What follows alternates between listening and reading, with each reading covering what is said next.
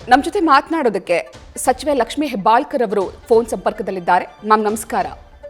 ನಮಸ್ಕಾರ ಮ್ಯಾಮ್, ನಿಮ್ಮ ಸರ್ಕಾರದಲ್ಲೇ ಸಚಿವರಾಗಿದ್ದವರು, ಜೊತೆಗೆ ಸುಮಾರು 24 ವರ್ಷಗಳ ಕಾಲ ರಾಜಕೀಯದಲ್ಲಿ ತಮ್ಮನ್ನು ತಾವು ತೊಡಗಿಸಿಕೊಂಡವರು ಡಿ ಸುಧಾಕರ್ ಅವರು ಸಾವನ್ನಪ್ಪಿದ್ದಾರೆ.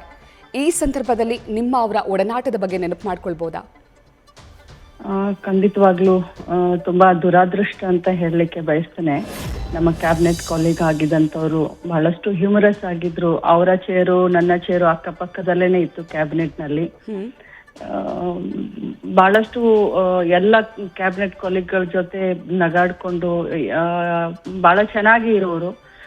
ತಮ್ಮ ಖಾತೆ ಏನೇ ಇದ್ರೂ ಕೂಡ ವಿಚಾರವನ್ನ ಕ್ಯಾಬಿನೆಟ್ ನಲ್ಲಿ ಮಂಡಿಸೋರು.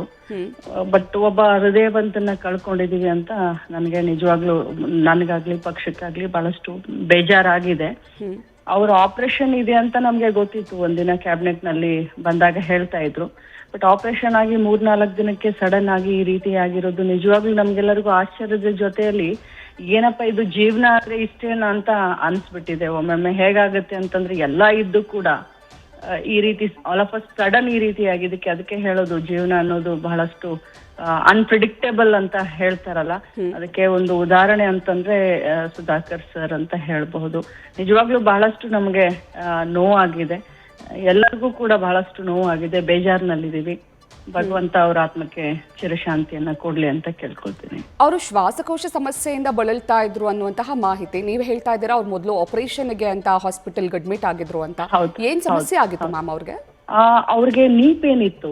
ನೀ ಪೇನ್ ಇರೋದ್ರಿಂದ ಅವರು ನೀ ಆಪರೇಷನ್ಗೆ ಅವ್ರಿಗೆ ಡಾಕ್ಟರ್ಗಳು ಇದನ್ ಮಾಡಿದ್ರು, ಸಜೆಸ್ಟ್ ಮಾಡಿದ್ರು. ಅವರು ಮಧ್ಯದಲ್ಲಿ ಕೂರ್ತಾ ಇದ್ರು, ಆ ಪಕ್ಕದಲ್ಲಿ ಶರಣ್ ಪ್ರಕಾಶ್ ಪಾಟೀಲ್ರು, ಈ ಕಡೆ ನಾನು ಕೂತ್ಕೊಳ್ತಾ ಇದ್ವಿ.